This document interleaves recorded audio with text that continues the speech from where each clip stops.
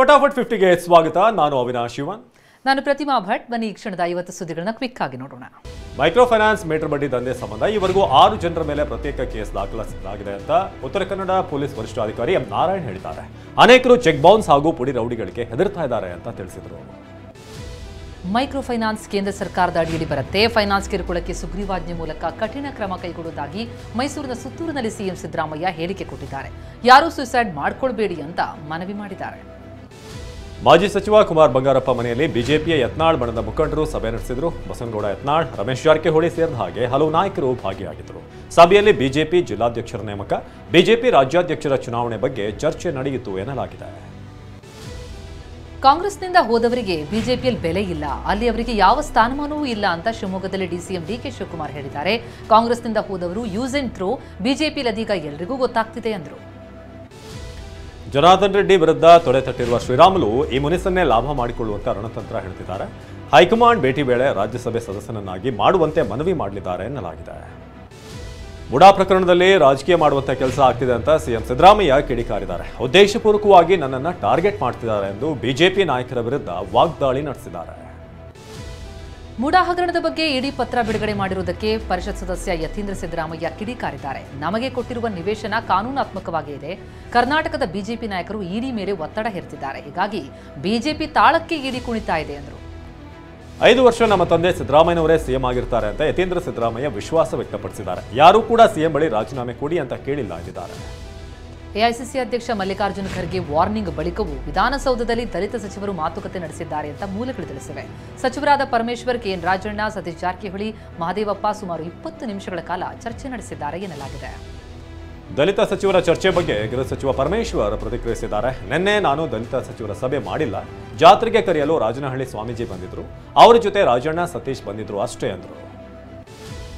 ವಿಧಾನಸೌಧದಲ್ಲಿ ದಲಿತ ಸಚಿವರ ಚರ್ಚೆ ಬಗ್ಗೆ ಸಚಿವ ಸತೀಶ್ ಜಾರಕಿಹೊಳಿ ಪ್ರತಿಕ್ರಿಯಿಸಿದ್ದಾರೆ. ಎಲ್ಲಾ ಪೂರ್ತಿ ರಾಜಕೀಯನೇ, ಬೇರೆ ಏನೂ ಮಾತಾಡಿಲ್ಲ ಅಂತ ನಗುತ್ತಲೇ ವ್ಯಂಗ್ಯದ ಧಾಟಿಯಲ್ಲಿ ಉತ್ತರಿಸಿದರು. ಎಸ್ಸಿ ಎಸ್ಟಿ ಸಮುದಾಯದ ಸಚಿವರ ಸಭೆ ವಿಚಾರಕ್ಕೆ ಮೈಸೂರಲ್ಲಿ ಸಿಎಂ ಸಿದ್ದರಾಮಯ್ಯ ಪ್ರತಿಕ್ರಿಯಿಸಿದ್ದಾರೆ. ಊಟ ಮಾಡಿದರೆ ಮೀಟಿಂಗ್ ಮಾಡಿದರೆ ತಪ್ಪಲ್ಲ, ಅದರಲ್ಲೂ ಊಹೆ ಮಾಡುವಂಥದ್ದು ಏನಿಲ್ಲ ಅಂದರು. ನಾಳೆ ಮಂಡನೆಯಾಗಲಿರುವ ಕೇಂದ್ರ ಬಜೆಟ್ ಬಗ್ಗೆ ಯಾವುದೇ ನಿರೀಕ್ಷೆ ಇಲ್ಲ ಅಂತ ಸಿಎಂ ಹೇಳಿದ್ದಾರೆ. ಭದ್ರಾ ಮೇಲ್ದಂಡೆ ಯೋಜನೆಗೆ ಅನುದಾನ ಘೋಷಣೆ ಮಾಡಿದ್ರು, ಆದರೆ ಈವರೆಗೂ ₹1 ಕೂಡ ಕೊಟ್ಟಿಲ್ಲ ಅಂತ ಸಿದ್ದರಾಮಯ್ಯ ಕಿಡಿಕಾರಿದರು. ಪ್ರಯಾಗ್ರಾಜ್ ಕಾಲ್ತುಳಿತದಿಂದ ಮೃತಪಟ್ಟ ಬೆಳಗಾವಿಯ ತಾಯಿ ಮಗಳ ಅಂತ್ಯಕ್ರಿಯೆ ನೆರವೇರಿದೆ. ಮೊದಲು ಪತ್ನಿ ಜ್ಯೋತಿ ಚಿತೆಗೆ ಪತಿ ದೀಪಕ್ ಅಗ್ನಿಸ್ಪರ್ಶ ಮಾಡಿದರು. ಬಳಿಕ ಪುತ್ರಿ ಮೇಘಾ ಮೃತದೇಹಕ್ಕೆ ಪೂಜೆ ಸಲ್ಲಿಸಿ ಅಗ್ನಿಸ್ಪರ್ಶ ಮಾಡಿದರು. ಅಮಾಯಕರ ಬಳಿ ಕೋಟಿ ಲೂಟಿ ಮಾಡಿದ ವಂಚಕಿ ರೇಖಾ ಪರಪ್ಪನ ಅಗ್ರಹಾರ ಜೈಲು ಪಾಲಾಗಿದ್ದು, ವಿಚಾರಣೆ ವೇಳೆ ಬೆಟ್ಟಿಂಗ್ ಆ್ಯಪ್, ಕ್ರಿಪ್ಟೋ ಕರೆನ್ಸಿಯಿಂದ ಹಣ ಹೂಡಿಕೆ ಮಾಡಿರುವುದಾಗಿ ಬಾಯ್ಬಿಟ್ಟಿದ್ದಾಳೆ. ಸದ್ಯ ರೇಖಾ ಎಲ್ಲೆಲ್ಲಿ ಹೂಡಿಕೆ ಮಾಡಿದ್ದಾಳೆ ಅನ್ನೋದ್ರ ಬಗ್ಗೆ ಸಿಸಿಬಿ ಪೊಲೀಸರು ಪರಿಶೀಲಿಸ್ತಾ ಇದ್ದಾರೆ. ಮಾಜಿ ಸ್ಪೀಕರ್ ರಮೇಶ್ ಕುಮಾರ್ ವಿರುದ್ಧ ಅರಣ್ಯ ಭೂಮಿ ಒತ್ತುವರಿ ಜಂಟಿ ಸರ್ವೆ ವರದಿ ಹೈಕೋರ್ಟ್ಗೆ ಸಲ್ಲಿಸಲಾಗಿದೆ. ಒಟ್ಟು 60.23 ಎಕರೆ ಅರಣ್ಯ ಭೂಮಿ ಒತ್ತುವರಿ ಬಗ್ಗೆ ವರದಿಯಲ್ಲಿ ಉಲ್ಲೇಖಿಸಲಾಗಿದೆ. ಈ ಕುರಿತು ಫೆಬ್ರವರಿ 6ರಂದು ವಿಚಾರಣೆ ನಂತರ ಮುಂದಿನ ಕ್ರಮ ಕೈಗೊಳ್ಳಲಾಗುತ್ತದೆ. ರಾಯಚೂರು ನಗರದಲ್ಲಿ ಜಿಲ್ಲಾ ಪಂಚಾಯಿತಿ ಲೆಕ್ಕಪತ್ರ ಸಹಾಯಕ ಅಧಿಕಾರಿ ನರಸಿಂಗರಾವ್ ಮನೆ ಮೇಲೆ ಲೋಕಾಯುಕ್ತ ಅಧಿಕಾರಿಗಳು ದಾಳಿ ನಡೆಸಿದ್ದು, ಎಸ್ಪಿ ಸಿದ್ದರಾಜು ನೇತೃತ್ವದಲ್ಲಿ ದಾಳಿಯಾಗಿದೆ. ಪರಿಶೀಲನೆ ವೇಳೆ ಕೆಲ ಮಹತ್ವದ ದಾಖಲೆಗಳು ಪತ್ತೆಯಾಗಿದೆ. ಚಿತ್ರದುರ್ಗದಲ್ಲಿಯೂ ಕೂಡ ಬೆಳ್ಳಂಬೆಳಗ್ಗೆ ಲೋಕಾಯುಕ್ತ ಅಧಿಕಾರಿಗಳು ದಾಳಿ ನಡೆಸಿದ್ರು. ಬಿಸಿಎಂ ವಿಸ್ತರಣಾಧಿಕಾರಿ ಶಶಿಧರ್ ನಿವಾಸದಲ್ಲಿ ಶೋಧ ನಡೆಸಿದ್ರು. ಈ ವೇಳೆ ದಾಖಲೆಗಳನ್ನು ಪರಿಶೀಲನೆ ಮಾಡಲಾಯಿತು. ಗ್ರಾಮ ಪಂಚಾಯಿತಿ ಪಿಡಿಒ ಮನೆ ಮೇಲೆ ಲೋಕಾಯುಕ್ತ ದಾಳಿ ನಡೆಸಿದೆ. ಬಾಗಲಕೋಟೆಯ ವಿದ್ಯಾಗಿರಿಯ 22ನೇ ಕ್ರಾಸ್ನಲ್ಲಿರುವ ಎಸ್ಪಿ ಹಿರೇಮಠ ಮನೆ ಮೇಲೆ ರೇಡ್ ಆಯಿತು. ಏಕಕಾಲಕ್ಕೆ 3 ಕಡೆ ದಾಳಿಯಾಗಿದ್ದು, ದಾಖಲೆ ಪರಿಶೀಲನೆ ಮಾಡಲಾಗಿದೆ. ತುಮಕೂರಿನಲ್ಲಿ ಮಾದಕಯುಕ್ತ ಟೈಡಾಲ್ ಮಾತ್ರೆಯನ್ನು ಅಕ್ರಮವಾಗಿ ಮಾರಾಟ ಮಾಡುತ್ತಿದ್ದ 7 ಆರೋಪಿಗಳನ್ನು ಬಂಧಿಸಲಾಗಿದೆ. ಮೊದಲಿಗೆ ಟೈಡಾಲ್ ಮಾತ್ರೆ ಮೆಡಿಕಲ್ ಶಾಪ್ಗೆ ಮಾರ್ತಿದ್ದಂತ ಬಂಧಿತರು ಬಳಿಕ ಹುಡುಗರ ಫೋನ್ ನಂಬರ್ ಪಡೆದು ನೇರವಾಗಿ ಹೆಚ್ಚಿನ ದರಕ್ಕೆ ಮಾರಾಟ ಮಾಡ್ತಾ ಇದ್ರು. ಕೋಲಾರ ಪೊಲೀಸರು 5 ಮಂಕಿ ಕ್ಯಾಪ್ ಕಳ್ಳರನ್ನ ಬಂಧಿಸಿದ್ದಾರೆ. 16 ಅಂಗಡಿಗಳ ಶಟರ್ ಮುರಿದ ಆರೋಪಿಗಳು ಕಳ್ಳತನ ಮಾಡಿ ಜನರಲ್ಲಿ ಆತಂಕ ಸೃಷ್ಟಿಸ್ತಾ ಇದ್ರು. ಬೆಂಗಳೂರಿನ 2 ಅಪ್ರಾಪ್ತರನ್ನ ಕೂಡ ಈ ಕೇಸಲ್ಲಿ ಬಂಧಿಸಲಾಗಿದೆ. ಬೆಂಗಳೂರಿನ ಆನೇಕಲ್ ತಾಲೂಕಿನಲ್ಲಿ ಕ್ರಷರ್ ಧೂಳಿನಿಂದ ರೈತರು, ಶಾಲಾ ಮಕ್ಕಳು ಕಂಗಾಲಾಗಿದ್ದಾರೆ. ತಮ್ಮನಾಯಕನಹಳ್ಳಿಯಲ್ಲಿ ಚಿಗುರದ ಬೆಳೆ ಕಮರುತ್ತಿದೆ. ಶಾಲಾ ಮಕ್ಕಳ ಆರೋಗ್ಯದ ಮೇಲೆ ದುಷ್ಪರಿಣಾಮ ಬೀರುತ್ತಿದೆ ಅಂತ ಗ್ರಾಮಸ್ಥರು ಆಕ್ರೋಶ ವ್ಯಕ್ತಪಡಿಸಿದ್ದಾರೆ. ಕೋಲಾರದಲ್ಲಿ ರೀಲ್ಸ್ ನೋಡುತ್ತಾ ಸರ್ಕಾರಿ ಬಸ್ ಚಲಾಯಿಸಿದ ಚಾಲಕನನ್ನ ಅಮಾನತು ಮಾಡಲಾಗಿದೆ. ಚಾಲಕ ಶ್ರೀನಿವಾಸ್ ಎನ್ನುವರು ಮೊಬೈಲ್ನಲ್ಲಿ ರೀಲ್ಸ್ ನೋಡ್ತಿದ್ದ ಬಗ್ಗೆ ಟಿವಿ9 ವರದಿ ಮಾಡಿತ್ತು. ಈ ವರದಿ ಬೆನ್ನಲ್ಲೇ ಚಾಲಕನನ್ನ ಅಮಾನತು ಮಾಡಲಾಗಿದೆ.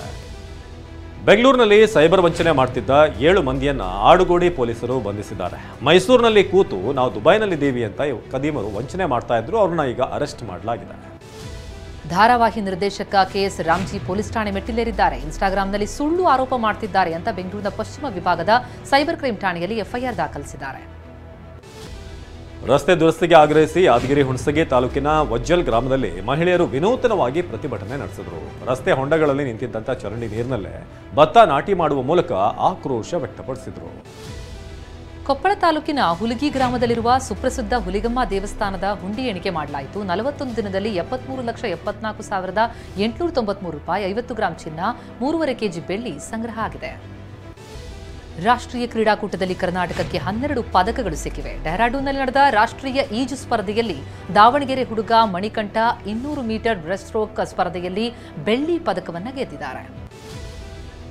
2042 ಒಳಗಿನ ವಿಕಸಿತ ಭಾರತ ಸುಗಮವಾಗಲು ನಾಳೆ ಮಂಡನೆಯಾಗುವಂತಹ ಬಜೆಟ್ ಮಾರ್ಗವಾಗಲಿದೆ ಅಂತ ಪ್ರಧಾನಿ ನರೇಂದ್ರ ಮೋದಿ ಹೇಳಿದ್ದಾರೆ.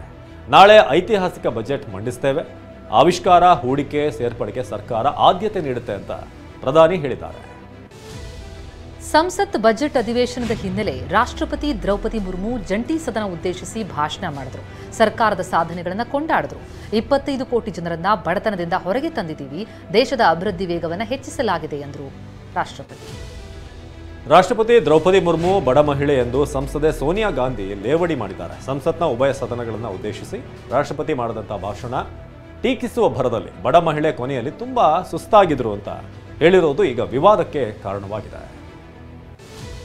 ಲೋಕಸಭೆಯಲ್ಲಿ 2025-26ನೇ ಸಾಲಿನ ಆರ್ಥಿಕ ಸಮೀಕ್ಷೆ ಮಂಡಿಸಲಾಗಿದೆ. ಪ್ರಸಕ್ತ ಆರ್ಥಿಕ ವರ್ಷದಲ್ಲಿ ಜಿಡಿಪಿ ಶೇಕಡಾ 6.3ರಿಂದ ಶೇಕಡಾ 6.8ರ ನಡುವೆ ಇರಲಿದೆ ಅಂತ ಅಂದಾಜಿಸಲಾಗಿದೆ. ಇದರಿಂದ ಆರ್ಥಿಕ ಪ್ರಗತಿ ಮಂದಗತಿಯಲ್ಲಿರಲಿದೆ ಅಂತ ಹೇಳಲಾಗ್ತಾ ಇದೆ. ಯಮುನಾ ನದಿಗೆ ವಿಷ ಹಾಕಲಾಗಿದೆ ಎಂಬ ಹೇಳಿಕೆಯನ್ನ ದೆಹಲಿ ಮಾಜಿ ಸಿಎಂ ಅರವಿಂದ್ ಕೇಜ್ರಿವಾಲ್ ಕೇಂದ್ರ ಚುನಾವಣಾ ಆಯೋಗದ ಬಳಿ ಸಮರ್ಥನೆ ಮಾಡಿಕೊಂಡಿದ್ದಾರೆ. ಕೇಂದ್ರ ಚುನಾವಣಾ ಆಯೋಗ ತಾರತಮ್ಯ ಮಾಡ್ತಾ ಇದೆ, ಬಿಜೆಪಿ ನಾಯಕರ ವಿರುದ್ಧವೂ ಕೂಡ ಕ್ರಮ ಕೈಗೊಳ್ಳಿ ಅಂತ ಕೇಜ್ರಿವಾಲ್ ಆಗ್ರಹಿಸಿದ್ದಾರೆ. ಮಹಾಕುಂಭಮೇಳದಲ್ಲಿ ಅವ್ಯವಸ್ಥೆಯ ಆರೋಪ ಕೇಳಿಬಂದಿದೆ. ಈಗಾಗಲೇ ಕಾಲ್ತುಳಿತವಾಗಿ 30ಕ್ಕೂ ಹೆಚ್ಚು ಭಕ್ತರು ಪ್ರಾಣ ಕಳ್ಕೊಂಡಿದ್ದಾರೆ. ಆದರೂ ಜನರನ್ನ ನಿಯಂತ್ರಿಸುವಲ್ಲಿ ಯೋಗಿ ಸರ್ಕಾರ ವಿಫಲವಾಗಿದೆ ಅಂತ ಆರೋಪಿಸಲಾಗ್ತಿದೆ. ಕುಸಿದ ಕಟ್ಟಡದ ಅವಶೇಷಗಳಡಿ ಸಿಲುಕಿದ್ದ 4 ಕೇವಲ 3 ಟೊಮ್ಯಾಟೊ ಸೇವಿಸಿ ಬದುಕುಳಿದ ಘಟನೆ ದೆಹಲಿಯಲ್ಲಿ ನಡೆದಿದೆ.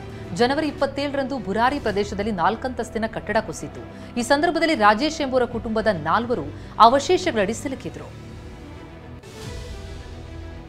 ರೇಣುಕಾಸ್ವಾಮಿ ಕೊಲೆ ಕೇಸ್ನಲ್ಲಿ ಜಾಮೀನು ಪಡೆದಿರುವಂತಹ ನಟ ದರ್ಶನ್ ಫೆಬ್ರವರಿ 10ರವರೆಗೆ ಮೈಸೂರಿನಲ್ಲಿರೋದಕ್ಕೆ ಕೋರ್ಟ್ ಅನುಮತಿಯನ್ನ ನೀಡಿದೆ.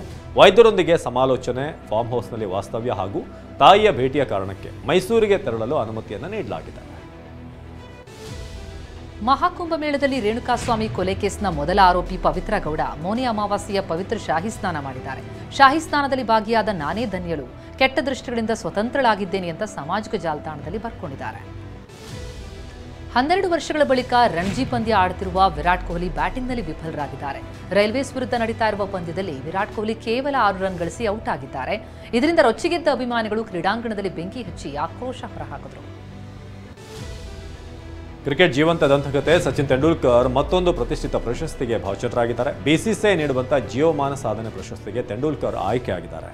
ನಾಳೆ ಮುಂಬೈನಲ್ಲಿ ನಡೆಯಲಿರುವಂತಹ ಸಮಾರಂಭದಲ್ಲಿ ಸಚಿನ್ ಅವರನ್ನ ಸನ್ಮಾನ ಮಾಡಲಾಗುತ್ತೆ. ಇದೇ ವೇಳೆ ವೇಗಿ ಜಸ್ಪ್ರೀತ್ ಬೂಮ್ರಾ ಅವರಿಗೆ ಪಾಲಿ ಉಮ್ರಿಗರ್ ಪ್ರಶಸ್ತಿ ನೀಡಿ ಗೌರವಿಸಲಾಗುತ್ತೆ.